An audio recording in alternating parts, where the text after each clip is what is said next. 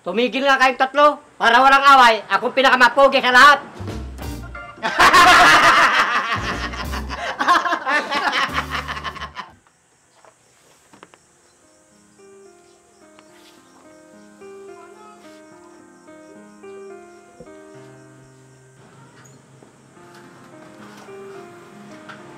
Anjo, Good morning, Papa. parang magandang gising ng pogi kong anak, ah. Oo naman, Papa. Ang bunso mong kapatid, tulog pa? Hindi po. Umalis ng maaga. May lakad daw. Baka nagugutom ka na, anak. Medyo pa lang po. Anong agahan natin, Papa? Anong gusto mo? At ipapaluto ko sa katulong natin. Bahala ka na, Papa, kung anong masarap. May hamon at keso pa yata. Parang mas gusto ko yung hotdog at bacon na may kasamang prutas. Ikaw bahala kung anong gusto mo. Sabihin ko na lang sa katulong. Mamaya na lang, Papa. Tatapusin ko muna to. Sige, anak.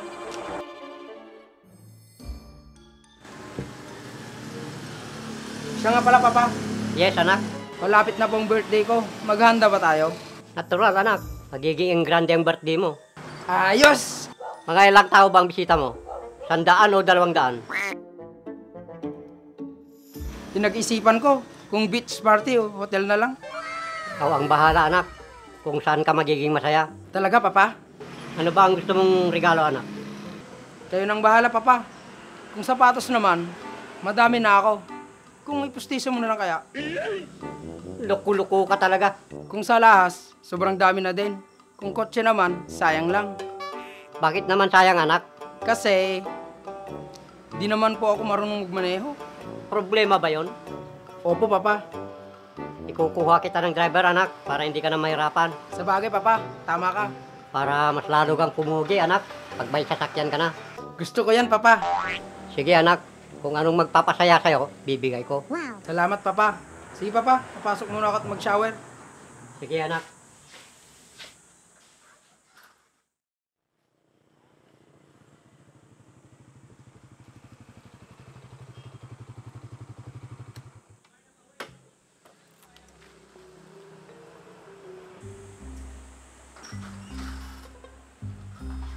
Papa, kay ganda ng umaga.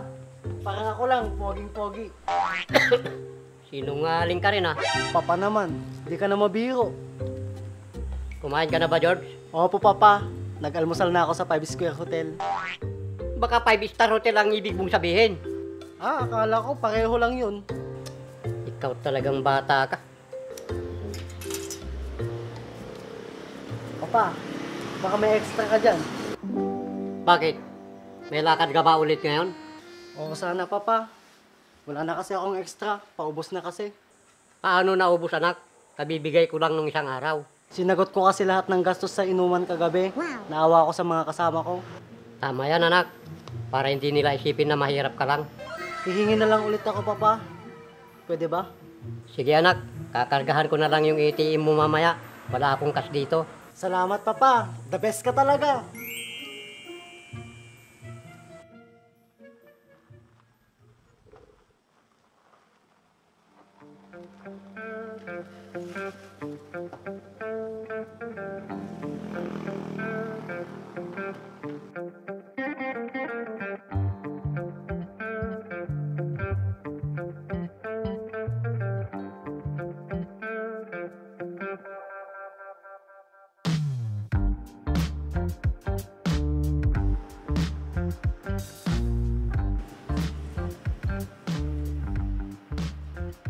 Hello Philippines! Mabuhay! Kamusta kayo? Wow! Ikaw ba yan, Pinsan Franz? Siya nga! Bakit parang nag-ibang itsura mo ngayon, pinsan? Anong nangyari? Grabe naman kayo. Ako lang to, ang nag-iisa niyong pinsan na pinakapogi sa lahat. Wow! Nakakahiya naman sa'yo, Pinsan. Lamang ka lang naman ng isang paligo sa amin, kuya. Tumigil nga kayong tatlo para walang away. Akong pinakamapogi sa lahat.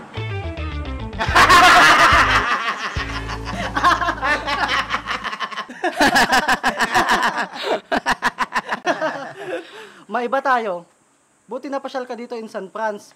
Anong masamang hangin ang nagdala sa'yo dito? Masama bang dalawin kong mga pogi kong pinsan? Wow! Wala, naiinip kasi ako sa bahay. Lagi lang akong nakakulong sa aircon. Gusto ko naman lumanghap ng sariwang hangin. Ganun ba, Franz? Kami ni George, sawa na sa pagpapaputi. Gusto naming maging moreno para habulin ng chicks. Umupo ka muna, Franz. Gusto mo ba ng merienda? Huwag na po, Tito. Salamat. Kumusta naman, Kuya Franz? Anong pinagkakabalahan mo ngayon? Eto, nagpapatakbo ng negosyo namin. Kumusta naman ang papa at mama mo? Ayun, Tito, papasyal-pasyal lang sa ibang bansa. Ginawang libangan ng pamamasyal. Dapat ganun din ang gawin natin, Papa, para mas masaya. Oo nga, Papa. Para naman makapasyal tayo sa ibang bansa. Ganon din ang balak ko, mga anak. Kaso, Kaso, ano po? sinong mag-aasikaso ng lupain at negosyo natin? Kung sa bagay, Tulad ko, walang mag-aasikaso sa negosyo ko. Nagpapayaman ka talaga, no, Franz? kaya nga, Pinsan Franz. Balak ko kasing bumili ng bagong sasakyan. Di ba kabibili mo lang ng sasakyan mo, Franz? Wala na kasi sa uso. Gusto ko ulit ng bago, Tito. Mas maganda talaga, Kuya Franz, pag bago. Para astig ang dating. Dagdag pogi points din yun, Pinsan, sa mga chicks. Kaya nga, pinsan. Tanghali na pala. Uuwi na ako. Ayaw mo bang kumain dito? May lechon pa sa rep. Kaya nga, Kuya Franz, dito ka na kumain. Meron kaming kalderetang baka at mga seafoods. Wow, talaga? Ang sasarap naman pala ng pagkain nyo dito. Nagsasawa na nga yung mga pinsan mo sa ganung ulam. Paano, Papa? Tumataba na daw ako. Hindi na daw ako macho. Kailan ka naman naging macho? Saglit lang at ipapahanda ko yung pagkain natin sa katulong natin. Sige na nga, dito na lang ako kakain. Mapilit kayo. Gusto ko sana, may iba naman. Yung nilagang gulay at saka mapaksiw na isda. Kaya nga, Kuya Franz, araw-araw na lang na laging karne ang ulam namin. Tara na at makakain na tayo. Sige.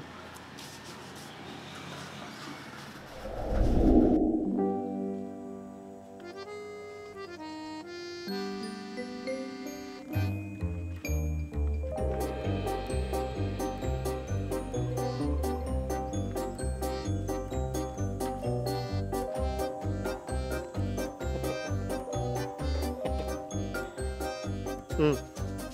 Hmm. Hmm.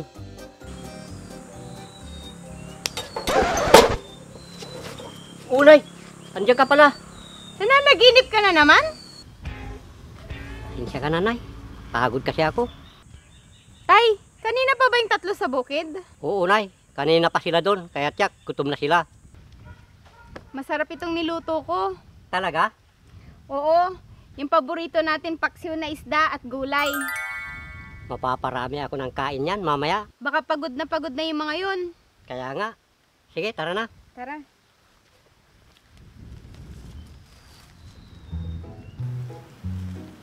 May bago na akong kotse. Ang ganda ng kotse ko.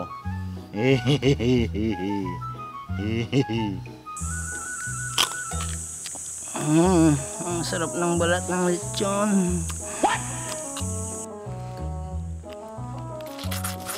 Alap ng papa. Ang sarap talaga.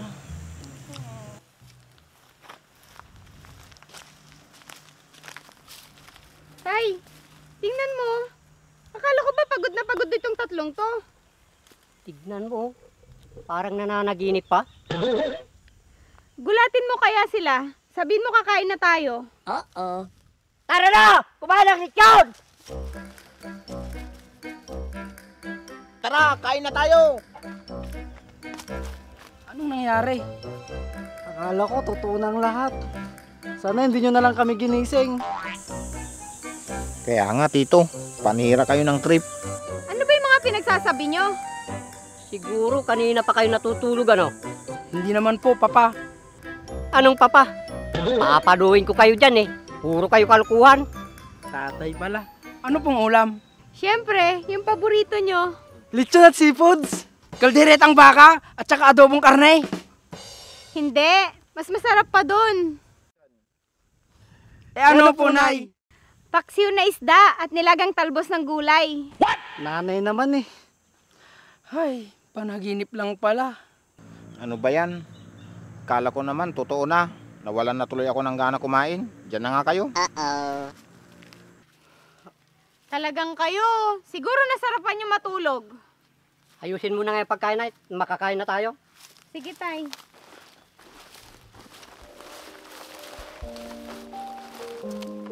Ang sarap siguro nito. Ay, oo. Lechon tsaka seafoods. Anong lechon tsaka seafood? Paksiw na isda tsaka gulay!